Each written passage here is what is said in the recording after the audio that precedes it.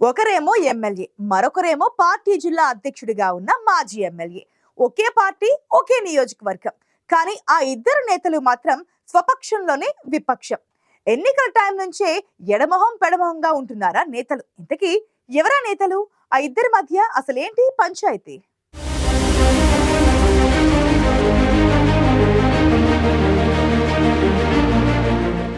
సార్వత్రిక ఎన్నికలు ముగిశాయి. ఏపీలో కొత్త ప్రభుత్వం కొలువుదీరి 4 నెలలు కావస్తోంది. కానీ శ్రీకాకుళం జిల్లా పాతపట్నం నియోజకవర్గ టీడీపీలో వర్గపోరు మాత్రం ఇంకా కొనసాగుతూనే ఉంది. పాతపట్నం ఎమ్మెల్యే మామిడి గోవిందరావు, మాజీ ఎమ్మెల్యే కలమట వెంకటరమణ వర్గాల మధ్య పచ్చగడ్డి వేస్తే భగ్గుమనేలా ఉందట పరిస్థితి. నువ్వెంతంటే నువ్వెంత అన్నట్టే ఉంటున్నారా ఇద్దరు నేతలు. ఎన్నికల సమయంలో నియోజకవర్గంలో 2-3 సార్లు కలిసి ప్రచారం చేయడం మినహా ఇద్దరూ కలిసిన సందర్భం, ఒకే వేదికను పంచుకున్న పరిస్థితి లేదు. శ్రీకాకుళం పార్లమెంటు నియోజకవర్గ టీడీపీ అధ్యక్షుడిగా ఎన్నికల ముందు కలమటను ప్రకటించాక ఓసారి ఆయన ఇంటికి వెళ్లి శుభాకాంక్షలు తెలిపారు మామిడి గోవిందరావు. కానీ తర్వాత జిల్లా పార్టీ కార్యాలయంలో కలమట అభినందన సభకు మాత్రం దూరంగా ఉన్నారు. వైసీపీ అభ్యర్థి రెడ్డి శాంతిపై మామిడి గోవిందరావు 26,000 పైచిలుకు ఓట్ల మెజారిటీతో ఘన విజయం సాధించినా పార్టీ జిల్లా అధ్యక్షుడి హోదాలో కూటమి అభ్యర్థులను అభినందిస్తూ ప్రెస్ నోట్ రిలీజ్ చేశారే తప్ప వ్యక్తిగతంగా ఎక్కడా మామిడికి కలమట శుభాకాంక్షలు చెప్పింది లేదు.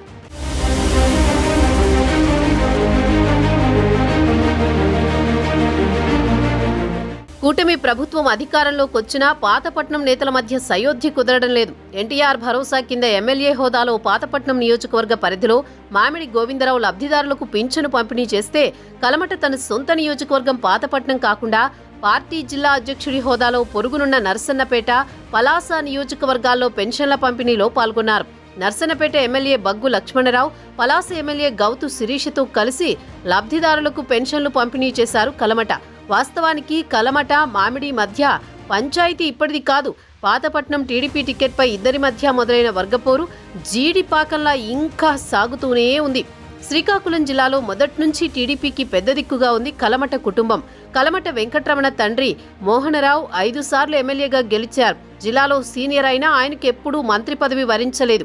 ఈ నేపథ్యంలోనే వెంకటరమణ 2014 ఎన్నికల సమయంలో వైసీపీలో చేరి మాజీ మంత్రి శత్రుచర్ల విజయరామరాజుపై గెలిచారు. అయితే 2014 ఎన్నికల్లో టీడీపీ అధికారంలోకి రావడంతో మళ్లీ పాతగూటికి వచ్చేశారు వెంకటరమణ. ఆ తర్వాత పార్టీ అధిష్టానం ఆయన్ని పాతపట్నం నియోజకవర్గ టీడీపీ ఇన్ఛార్జిగా నియమించింది.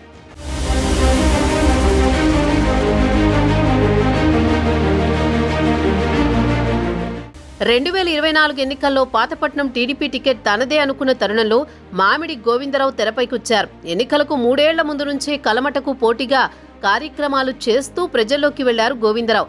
చివరికి అధిష్టానం కలమట్ను పక్కన పెట్టి ఎంజీఆర్కి టికెట్ కేటాయించింది. దీంతో పార్టీపై నిరసన గళం వినిపించిన మోహనరావు ఇండిపెండెంట్ గా పోటీకి రెడీ అయ్యారు. అధినేత జోక్యం చేసుకుని పార్టీ అధికారంలోకి వస్తే తగిన గుర్తింపు ఇస్తామని కలమటకు హామీ ఇచ్చారు. ఎన్నికల ముందే జిల్లా పార్టీ అధ్యక్ష పదవి కట్టబెట్టారు.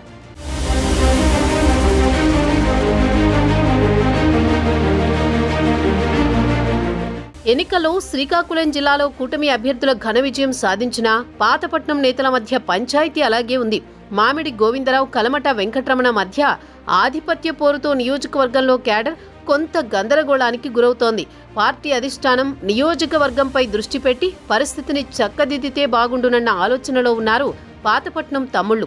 అదే సమయంలో కలమటకు ప్రోటోకాలున్న నామినేటెడ్ పదవి ఇచ్చి సముచిత స్థానం కల్పించాలని కోరుతున్నారు.